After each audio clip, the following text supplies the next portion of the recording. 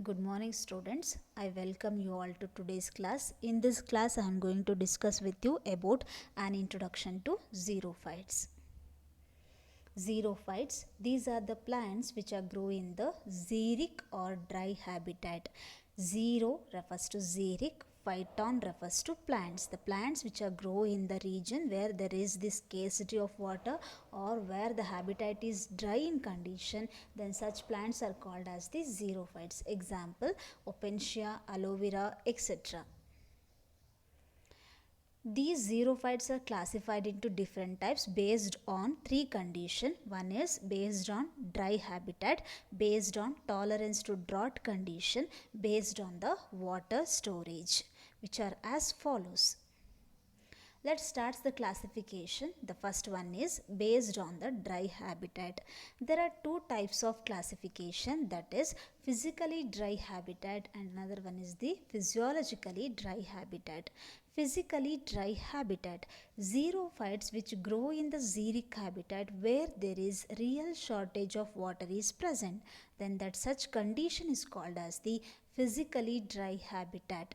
Physiologically dry habitat, xerophytes which grow in the xeric habitat where sufficient amount of water is present but plant is unable to utilize that water due to the high salt concentration in water. There are two types of classification based on the dry habitat where the xerophyte is present, that is one is the physically dry habitat and another one condition is the physiologically dry habitat. Physically dry habitat is the condition where real shortage of water is present for the plant growth and development. Physiologically dry habitat is the condition where sufficient amount of water is available but plant is unable to utilize that water due to high salt concentration present inside the water. Let us move towards the next condition, that is tolerance to drought condition. There are four types of classification of xerophyte based on it, that is drought escaping, second one is drought evading, third one is the drought enduring and the fourth one is the drought resisting. Let's start one by one. First one is the drought escaping. The annuals which live for short period, they grow, set seeds during the favorable season. Such type of xerophytes are called as the drought escaping xerophytes. Drought escaping, here the mechanism of escapism is takes place, that is these annuals which lives for the shorter period, they in that short period itself they grow, set their seeds when the favorable environment is present. Such type of xerophytes are called as the drought escaping xerophytes. The second one is drought evading xerophytes. Xerophytes which are smaller in size, hence they require small amount of water for their growth and development, are called as the drought evading xerophytes. Drought evading xerophytes are the xerophytes which are smaller in size, therefore they require small amount of water for their growth and development. Drought escaping, these are the xerophytes, annual xerophytes which lifetime is shorter period, they grow, set their seeds during the favorable seasons. Such type of xerophytes are called as the drought escaping xerophytes. Drought evading xerophytes are smaller in size, they require small amount of water for their growth and development. Such type of xerophytes are called as the drought evading xerophytes.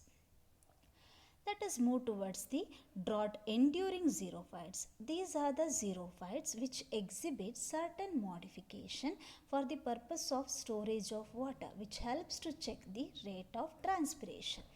Drought enduring, these are the xerophytes which exhibit certain modification for the purpose of storage of water, which helps to check the rate of transpiration. Drought resisting xerophytes, these are the xerophytes which have the capacity to resist the drought condition with well developed root and shoot system.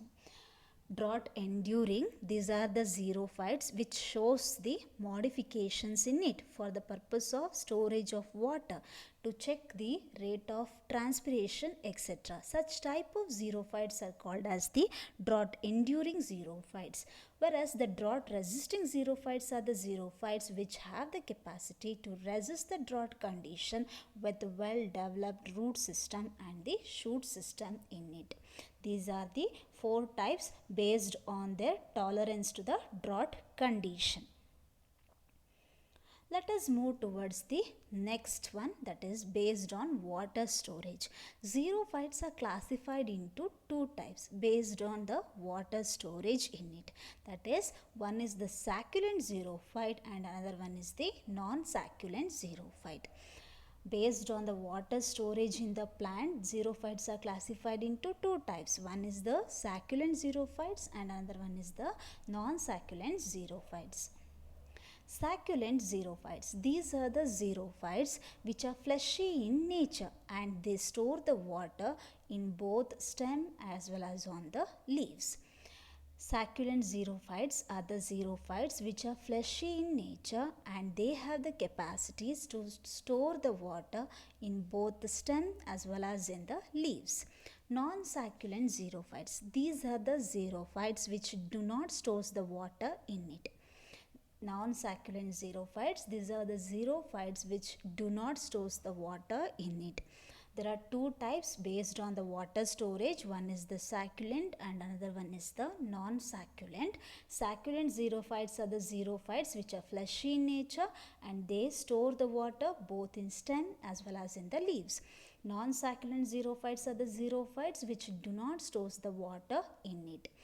This is about the classification of xerophytes. In the next upcoming classes, I am going to discuss with you about the morphological, anatomical and physiological adaptations carried out by the xerophytes in detail.